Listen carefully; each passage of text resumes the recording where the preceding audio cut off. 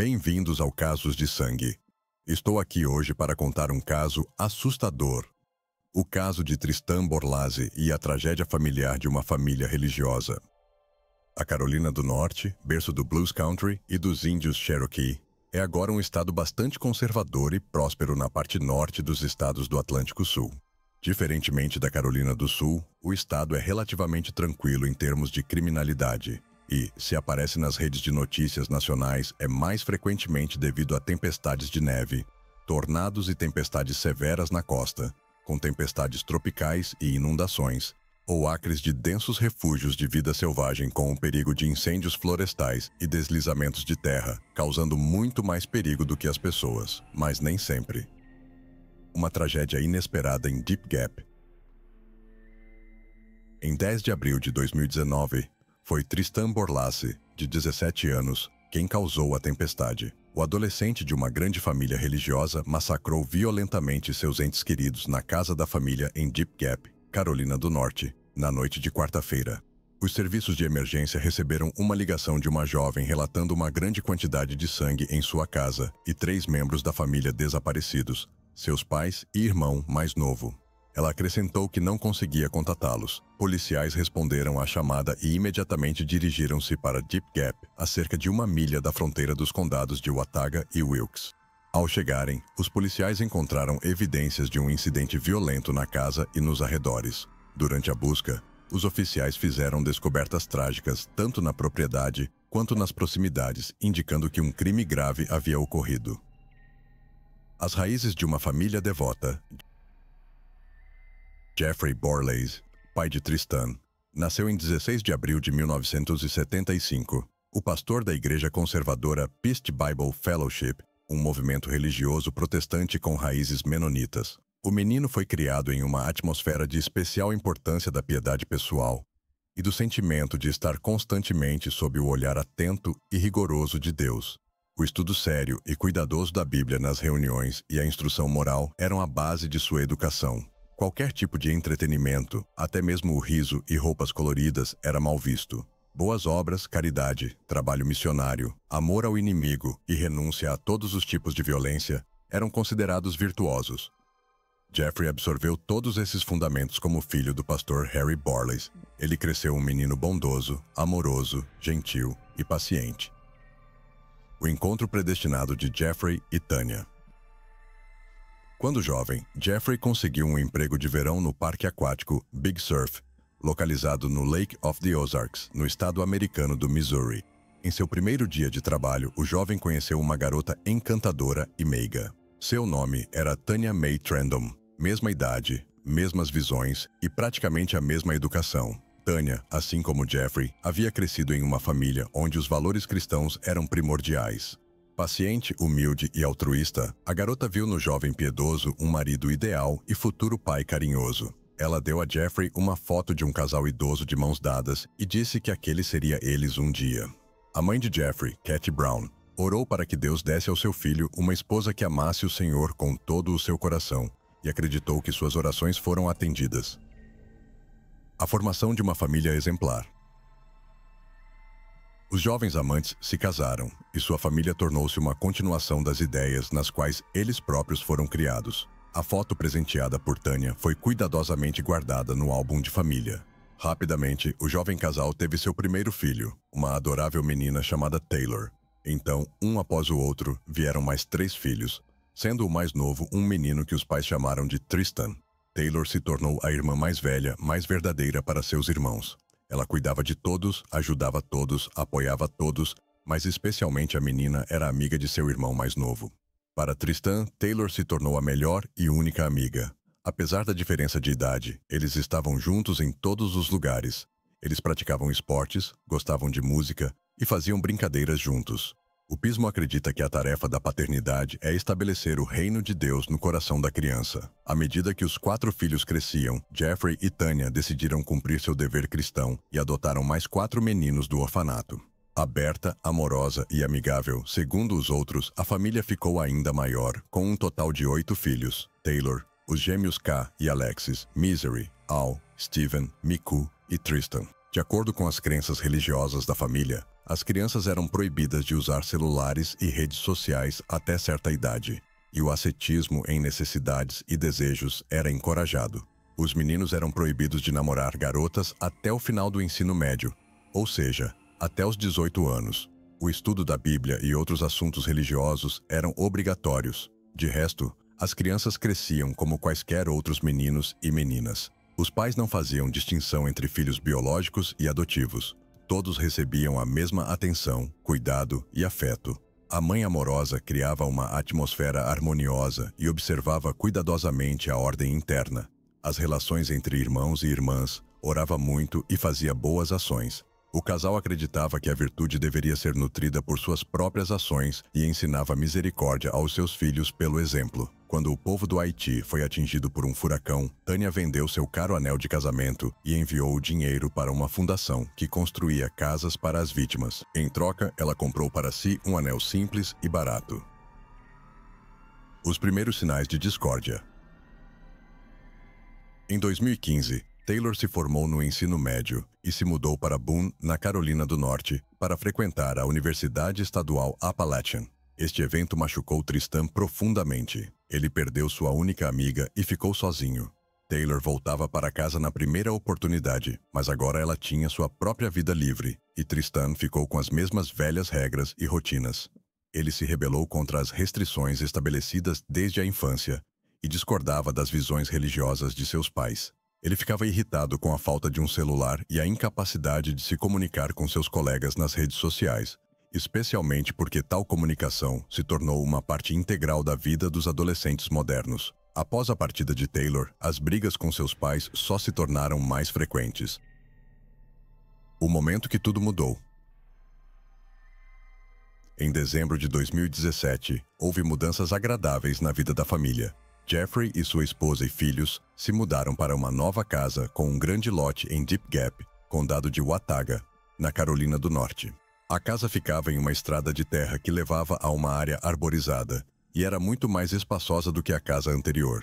Além disso, a nova moradia ficava a menos de 2 milhas da casa de Robin, mãe de Tânia e avó das crianças. A proximidade permitia chamá-la a qualquer momento se fosse necessária ajuda para cuidar das crianças mais novas. Se a mudança tinha sido uma mudança tão agradável para Tristan era desconhecido, pois ele teve que mudar de escola e de ambiente. Em Wood, ele frequentava o ensino médio local e começou a praticar atletismo.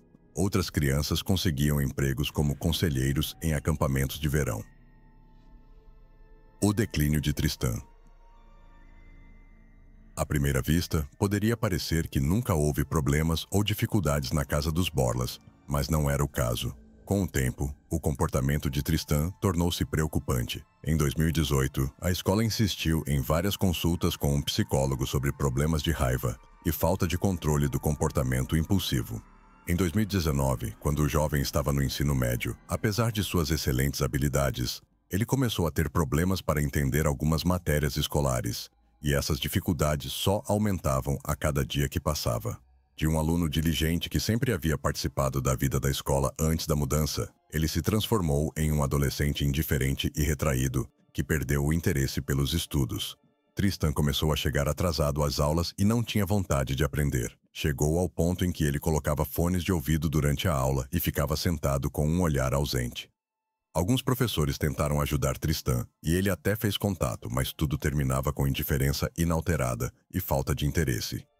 Além disso, o jovem nem sempre se comportava adequadamente em casa. Nessa época, ele já tinha tudo, constantemente discutia com seus pais sobre seu próprio celular e acesso às redes sociais. Tristan passava muito tempo na internet. Em sua conta do Instagram, ele se referia a si mesmo como músico. Taylor estava constantemente interessada na vida de seus irmãos e notou que Tristan brigava com seus pais com mais frequência e discutia com sua mãe sobre tópicos religiosos. Ela soube também de seus outros problemas na escola. A irmã tentou conversar com o irmão, mas a antiga proximidade já não existia mais. Depois de um tempo, o jovem ficou amigo de uma garota da comunidade religiosa, Evelyn Faith Jackson. Eles começaram a se encontrar, não observando particularmente a proibição de relações íntimas. Às vezes, eles fumavam plantas proibidas, e Tristan reclamava de sua mãe, que à noite discutia seu comportamento com ele, o que deixava Tristan cansado e incapaz de se concentrar na escola. O jovem estava muito preocupado por ter muitos defeitos que o impediam de atender às expectativas de sua mãe, e ela não podia se orgulhar dele. Ele dizia que com seu pai podia ser ele mesmo, mas com sua mãe era diferente. O dia fatídico. Em 10 de abril de 2019, muitas coisas secretas da vida de Tristan vieram à tona. Câmeras de vigilância foram instaladas no celeiro onde as cabras eram mantidas, e o antigo celular de Tristan, que ele às vezes usava secretamente de seus pais, era usado como ponto de acesso. Neste dia, Tânia pegou o telefone por algum motivo e leu mensagens de texto nas quais Tristan estava tendo conversas explícitas com mulheres e falando sobre drogas ilegais com elas. Tristan estava na escola naquele momento e viu seu telefone começar a piscar com mensagens recebidas.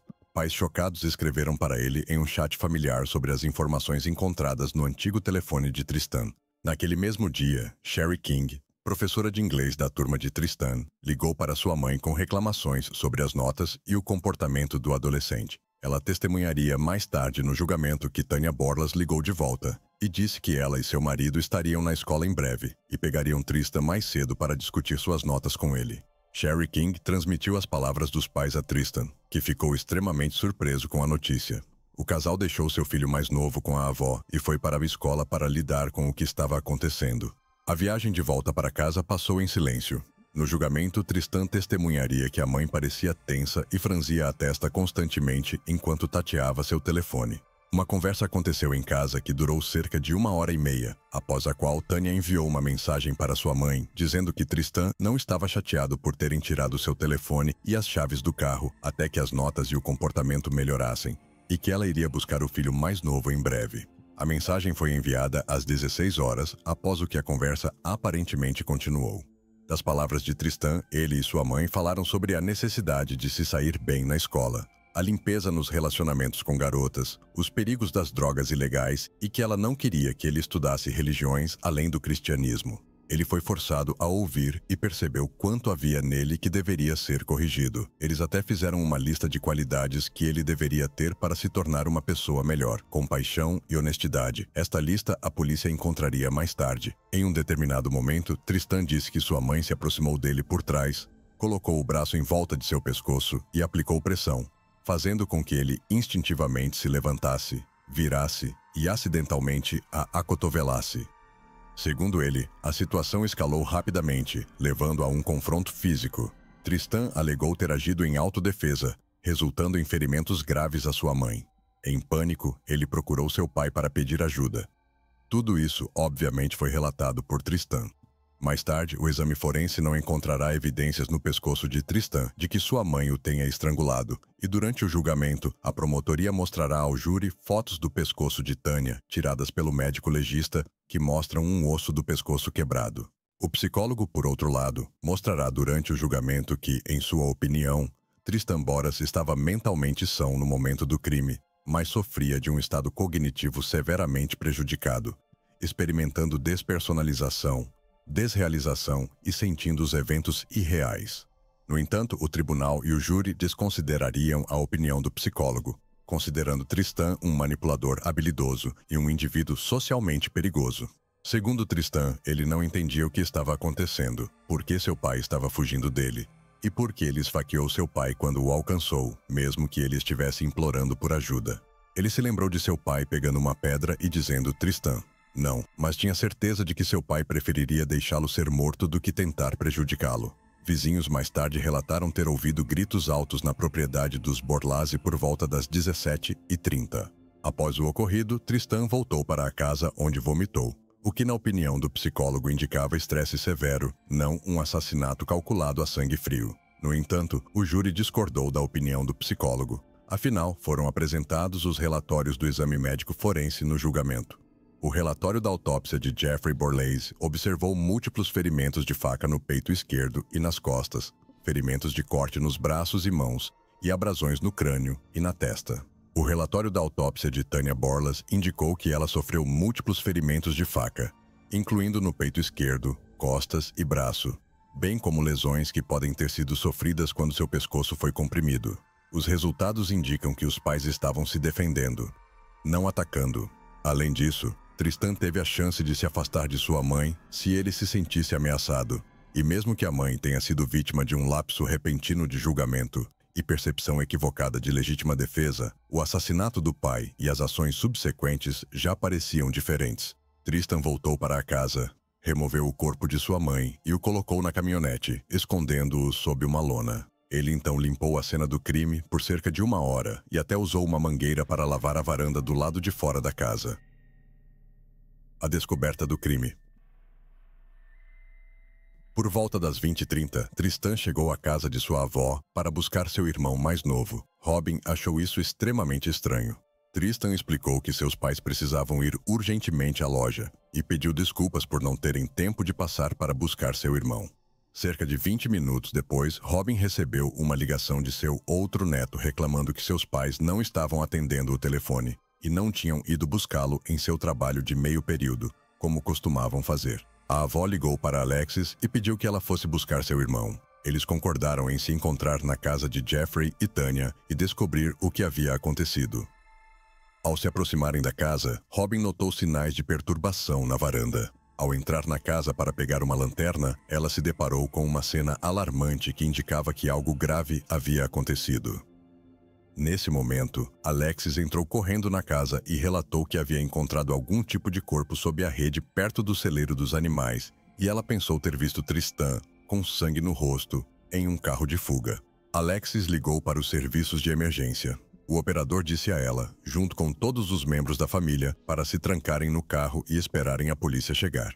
A polícia chegou 10 minutos depois. Após várias horas de espera do lado de fora e conversa com os policiais, todos foram levados para a delegacia, onde foram informados que Jeffrey e Tanya Borlase haviam sido encontrados mortos.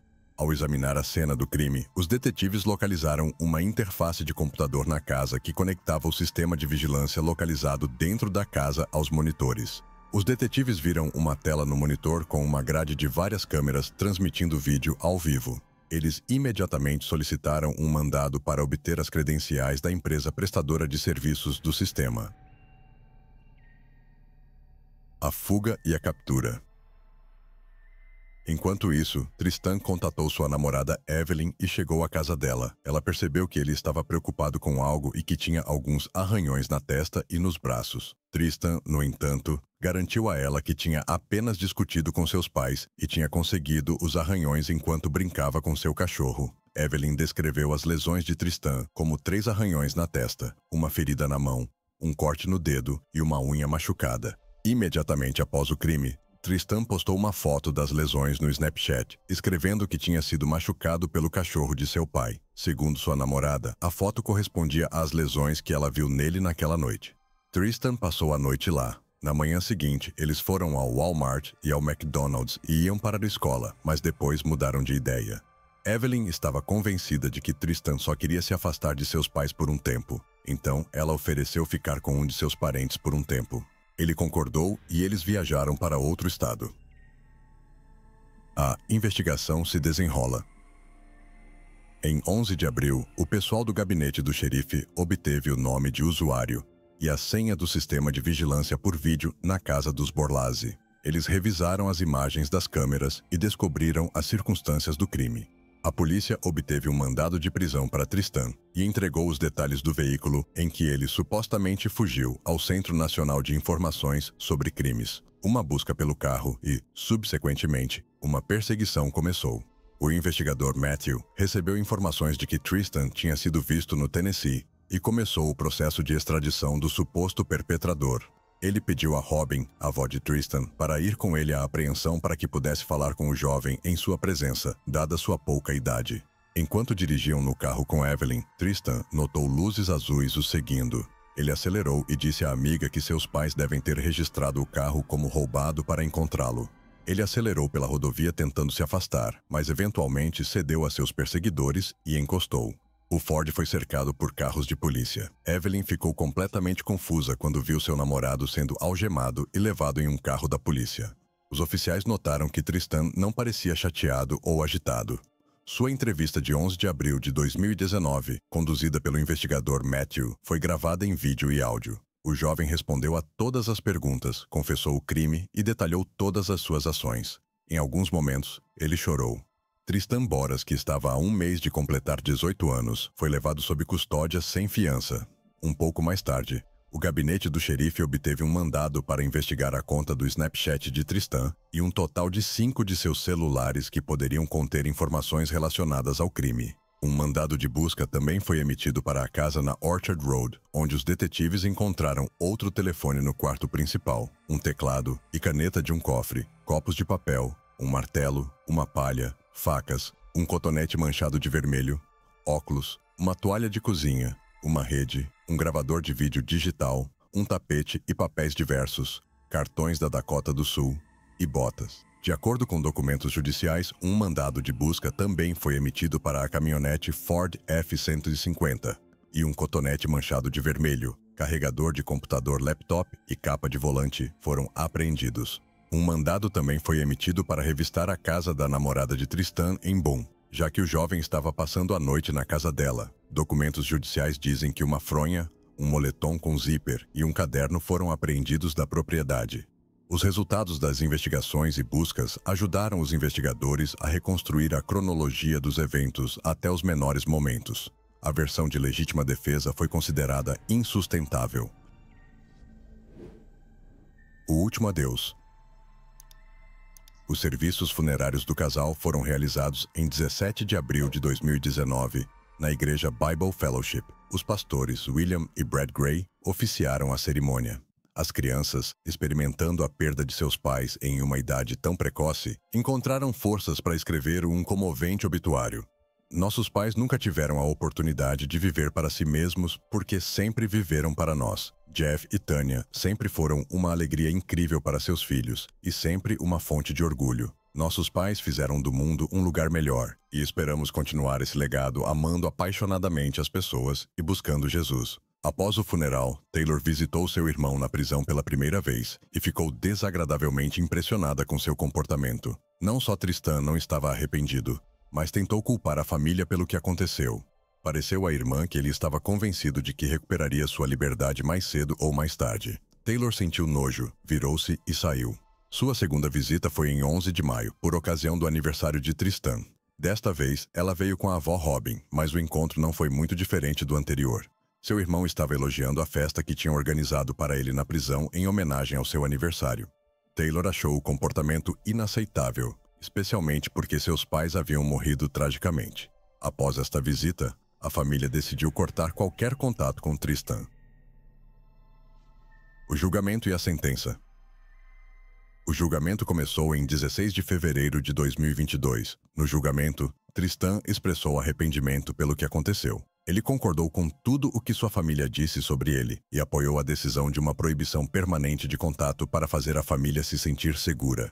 Em 3 de março, Tristan Boras foi condenado à prisão perpétua sem possibilidade de liberdade condicional por cada acusação de homicídio em primeiro grau. O juiz Horn observou que a saúde mental era de certa forma um fator atenuante, já que o relatório do psicólogo indicava que Tristan Boras continuava sofrendo de ansiedade, depressão e havia desenvolvido sintomas consistentes com transtorno de estresse pós-traumático. No entanto, o juiz Horn afirmou que o psicólogo não encontrou evidências de transtornos psicóticos, embora a ansiedade e a depressão possam de fato ter sido exacerbadas pelo uso contínuo de drogas ilegais. Reflexões sobre uma tragédia familiar.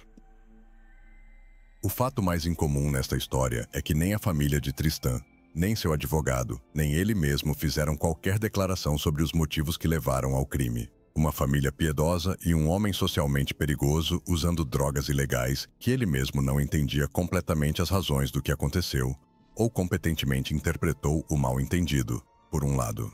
E por outro lado, um jovem que se odiava, com baixa autoestima, propenso à depressão, demonstrando ativamente sintomas de ansiedade e não recebendo os cuidados médicos qualificados necessários. Durante a sessão do tribunal, foi mencionado o fato de ataques de pânico, com os quais sua mãe o ajudava a lidar, já que ela própria era propensa a eles. Uma das principais disposições da pedagogia do pismo é que as crianças, sobrecarregadas com o pecado original, são imorais desde o nascimento e, portanto, a educação e a escola devem corrigi-las, preparando-as para o comportamento correto, do ponto de vista do pismo na vida, estabelecendo disciplina estrita e supressão da autoconsciência das crianças. O amor estrito é supostamente para o bem. Uma criança que pode ter tido uma hiperreatividade hereditária do sistema nervoso cresceu sob limites estritos, sentindo constantemente que não era uma pessoa suficientemente boa e piedosa. Alguns, por natureza, precisam de mais amor, alguns menos. O menino era intensamente ciumento, segundo as recordações de sua irmã mais velha, dos novos irmãos cuja aparição desviou a atenção dos pais. Primeiro veio a rebelião. Depois, os humores deprimidos e sentimentos de inutilidade se juntaram ao uso ilícito de ervas, ataques de pânico e estados de despersonalização e desrealização. Ele não aceitava a religiosidade de seus pais. Ele não podia ser o que sua mãe queria que ele fosse, e ser o que ele deveria ser precisava de correção. Era aquela lista de correções necessárias que os dois escreveram juntos com sua mãe, em vez de encontrar contatos para um bom terapeuta.